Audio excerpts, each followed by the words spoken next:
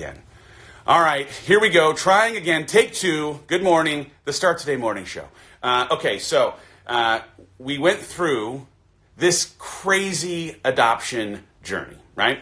And it was full of heartbreak and it was full of harrowing things. And I thought my job at the beginning of the journey was to keep people in my life, my wife and my kids, from experiencing problems. And what I came to realize was that was, of course, a lie, that in like having pushed into things that were inevitably going to be disarming and jar us and feel the way that they made us feel, it was how we were going to grow.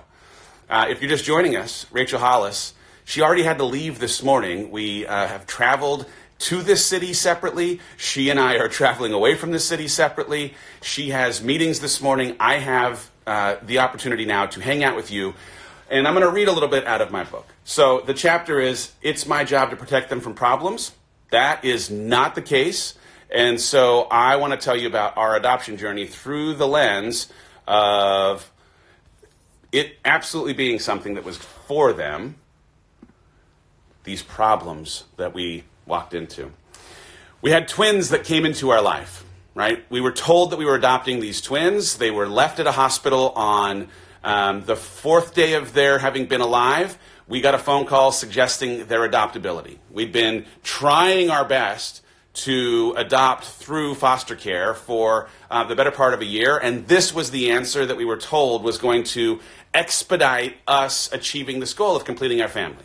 There were two girls. They were 4 days old. We got a phone call, had 20 minutes to make a decision as to whether or not we were going to adopt them, and we said yes.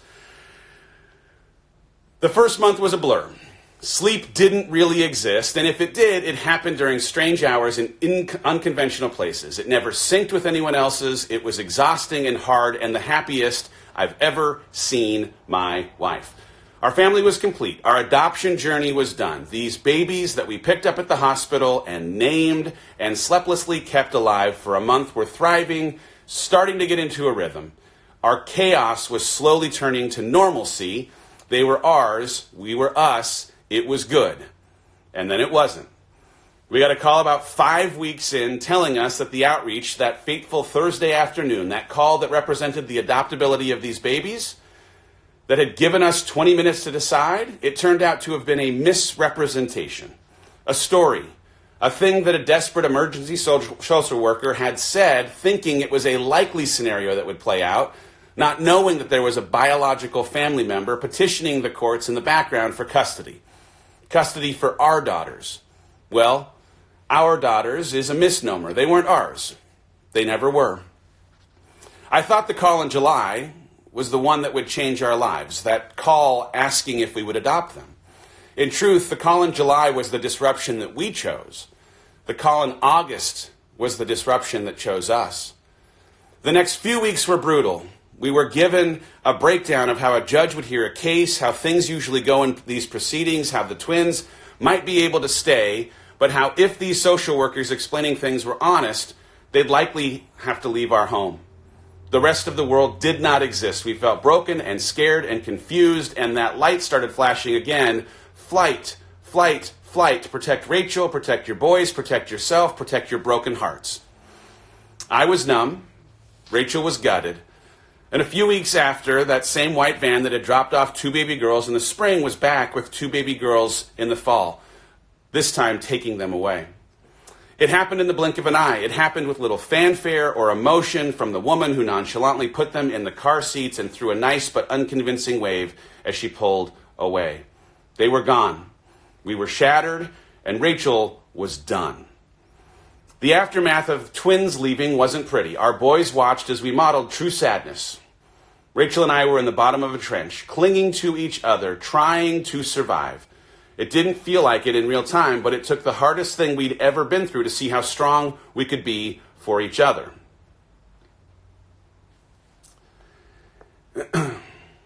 Sorry, I lost my place. It took enduring this impossible season to appreciate our ability to endure any impossible season that gets thrown our way in the future. I thought I knew we were strong. I thought I knew we could make it through anything. Actually doing it made those thoughts of how strong and resilient we could be look so small compared to what I believe today on the other side. Our boys were having their mettle tested as well. Resiliency wasn't a trait I'd been formally introduced to. It wasn't something I'd even given a lot of thought of exposing themselves to. What I can see now is that I'd gone out of my way to make sure that they didn't ever find themselves in situations they'd have to be resilient through. Our faith was really tested. In fact, only when we found ourselves throwing our hands in the air asking why it felt like we'd been led to a place only to be left that we were able to truly understand faith.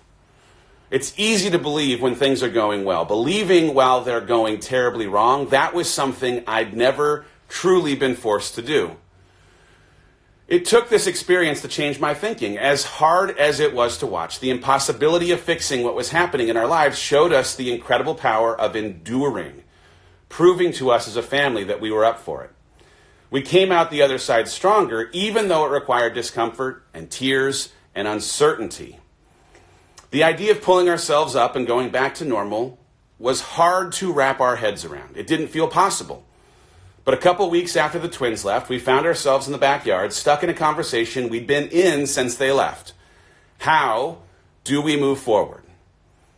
Rachel had been the driver of the conversation around adoption to that point, but our roles had shifted, and I said something so uncharacteristic of me and a lifetime of wanting to prevent us from experiencing pain. I said we needed to keep going in pursuit of a daughter, that our desire for a daughter didn't go away just because it got hard. In that moment, rather than trying to prevent pain, I was trying to prevent us from having to live with regret. I could so clearly see the 10 years removed version of our mourning the daughter who never became part of our family. This hard, impossible season, it would come and go. But that feeling of an unfinished family would float as a cloud above us forever. I knew it felt hard to continue this push, but in the backyard on that day, I also knew with certainty that the trade-off of short-term pain would be nothing compared to the permanence of not trying. So we transitioned to a path of independent adoption. I'm going to jump ahead just a little bit. Okay. It was a Friday in November when we met him, an adoption attorney, to learn about the unconventionally beautiful process that is a private adoption. But on Wednesday of that week, Rachel asked me to reach out to the twins' biological father to see if we could bring him some food, bring them some clothes, do anything, something that would help us with the closure we were so desperately looking for. So I called him. We had a very pleasant conversation, and he very politely declined. He didn't want anything to do with us, didn't want us in his daughter's lives. We were on the other side of what would have been a battle for custody, so it was hard for him to appreciate the rationale behind our request. I understood. I was sad, but I knew that Rachel would be broken by the news again. Then that Friday meeting came, the meeting with the adoption attorney, and it went well. After 4 hours of learning all about a foreign process, we left feeling good about the decision, the road ahead, and what we had planned, and the restored hope in a dream that had felt hopeless for some time. As luck would have it, the office of the attorney was next door to an amazing restaurant that we'd been to a couple of times in celebration. It was a Beverly Hills joint where they sell $22 grilled cheese sandwiches, but it felt like overpriced bread and cheese was perfectly appropriate for the step that we'd just taken. We sat outside, overlooking a fountain and overhearing the ridiculous conversations that you cross your fingers for when you come to a place like this. High-class problems, the eye-roll-inducing complaints of day-drinking socialites. It was perfect. And then Rachel asked, "Hey, did you get in touch with the twins' dad about us bringing food over?" I'd known the answer for 2 days. I decided to keep it to myself so that we could actually make it to the meeting with our attorney. Now, though, I made that scrunched up nose look and said, "He doesn't want us to be involved." Tears. Rachel was wearing a very stylish pair of Jackie O sunglasses. You know, the kind that cover the majority of your face. But when those words came out of my mouth, tears came streaming down. Not a gentle cry. This was a full-on gut punch.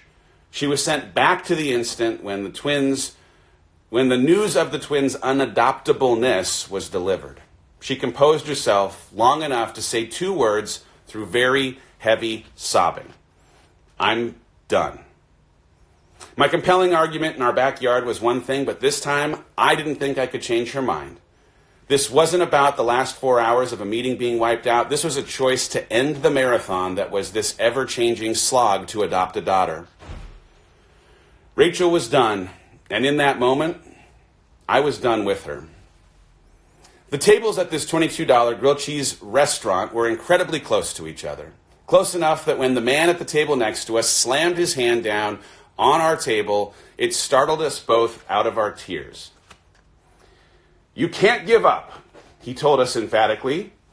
We both stared at him, dumbfounded. "I'm so sorry to interrupt," he told us, "but I couldn't help it over here. I was adopted. My parents had failed adoptions before they adopted me and my brother. And they sat in the place that you're sitting now and had to make a choice to give up or keep going. They kept going.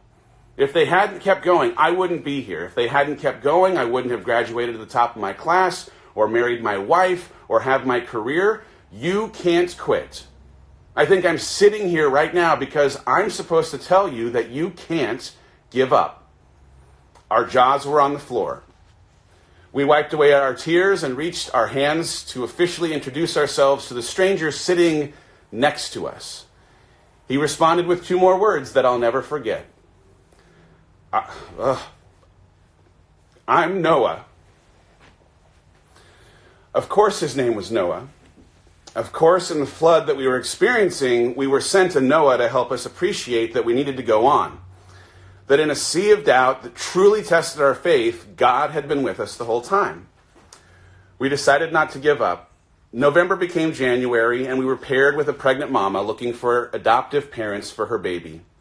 At the end of February, she gave birth with us in the room to welcome our baby girl. When the nurse asked us for a name, there was only one that felt like a fit: Noah Elizabeth.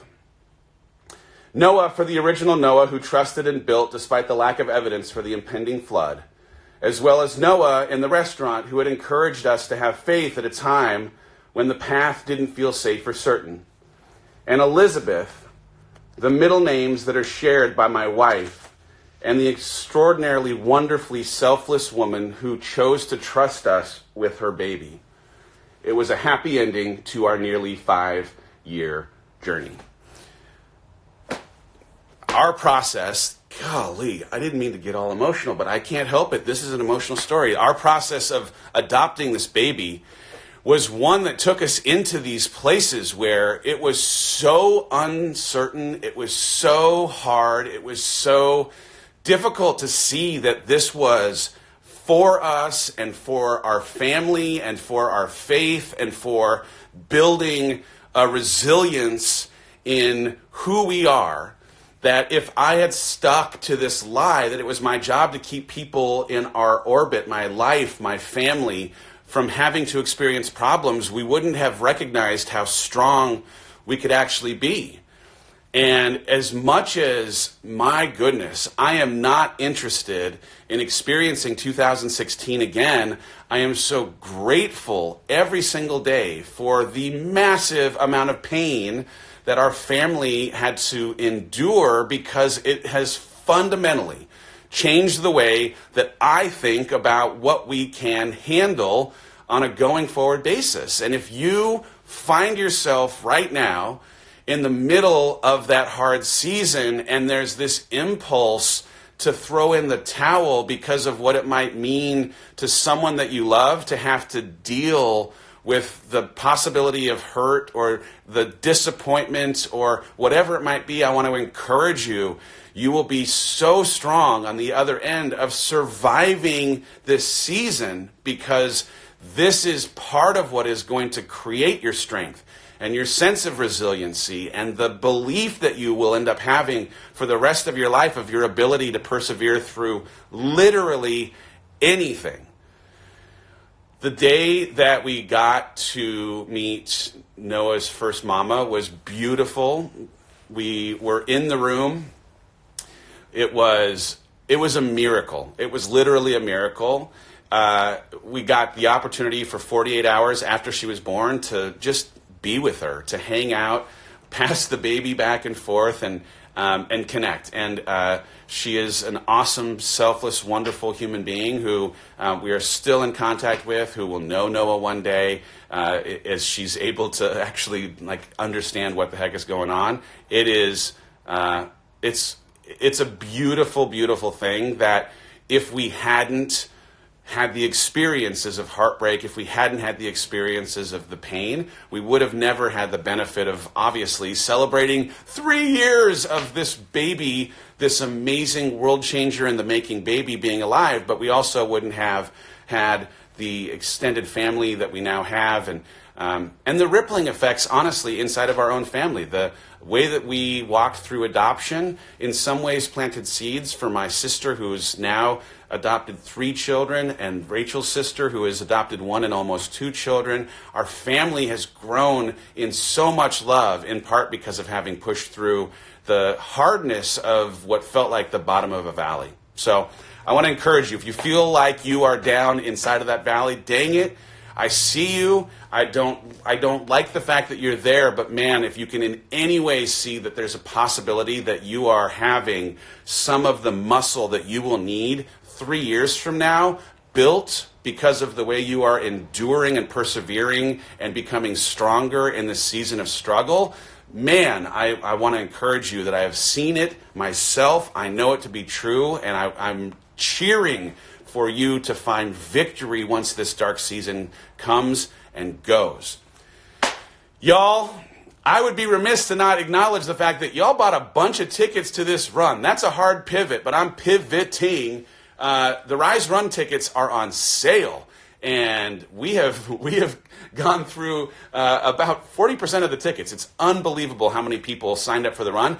What I love the most, what I absolutely 100% love the most about people signing up for this run is how many people are doing their first half marathon, who have acknowledged in real time in February of 2020 that they have not yet gotten to a place where they can run long distances, and they're like, you know what? I don't care. Come at me, Rhodes. I'm going to train for something that is bigger than what I believe I am capable of, to show myself that I am capable of big things. And the finish line at this run is going to be, I already can see it. It's in December of this year, that end of the race is going to be one of the best parts of my entire year, because watching people have that feeling that comes from knowing that they just did something that was bigger than what they thought they were capable of, forget it. So anyway, I want to honor every single person who has signed up for this race. Man, it's going to be on. I am so here for it. It's going to be fantastic. The VIP tickets, they sold out. There are still some, obviously, regular tickets that are left. So if you're interested, come on down. Come on down. It's in San Marcos, which is just south of where our place is in Texas. The first weekend in December. We would love to have you join us. All right, last 5 minutes, and I got to go to the airport. I got to get home. I'm very, very excited about that. Someone asked, do you still know the Noah from the restaurant? Heck yes, we still know Noah from the restaurant. He's a good buddy. And that first year that Noah was a part of our family, he was at our house on Christmas Eve helping us wrap up the Christmas presents for everybody in our family. He's going to be a part of our life forever, obviously. Does Noah look like her first mama? Oh, yeah, for sure. And she has siblings, so there's some siblings that she also has some resemblance to, which is awesome, awesome, awesome. What else? Who else has a question? Who else has a question this morning? I am here for any and all of the questions.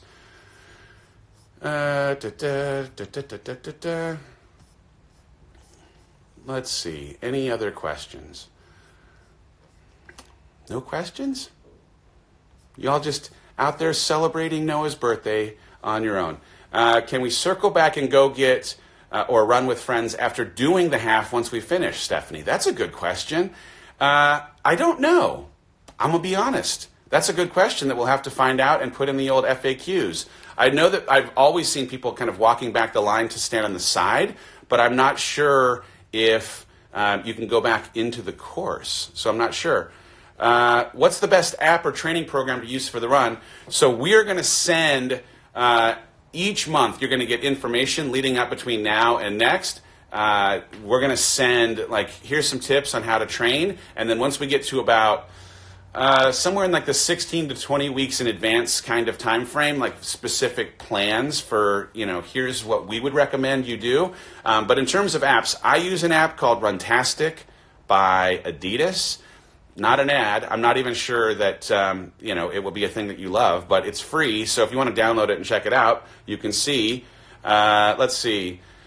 Is Noah changing a lot compared to the boys? Yeah, Noah's like becoming such a personality in and of herself. The boys, though, I got to say, all of my kids, they have just completely come into their own individually, and we try to pour into each of their individual passions. So my kids could not be more different, and Noah is now, as she's developing into her own human self, becoming just as different, but evolving every single day. I found a picture of her from last year, and then a picture when she was 1. I'm like, geez, she's changed so much in just a year. Unbelievable.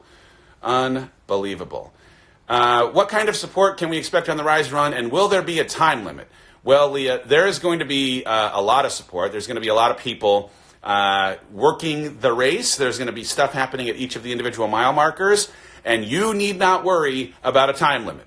I want to challenge anyone who has the question, and I get this, I understand this, because I've been someone who's asked the question, is there a time limit? We are in February. The race is in December. We are all going to be so strong by the time we get to December that you need not worry about a time limit. Don't worry about the time limit. If there ends up being one, we'll let you know, but I do not think that there is going to be a reason for anybody who's decided to train to worry about a time limit. Someone said, why every time I come in here, Rachel's not here? I agree with you. Where is she? What is happening?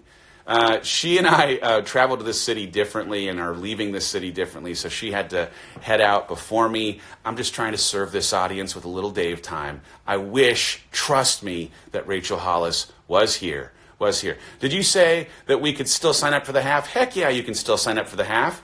There's still plenty of tickets left. The race is the first weekend in December, so I'm excited to see you there.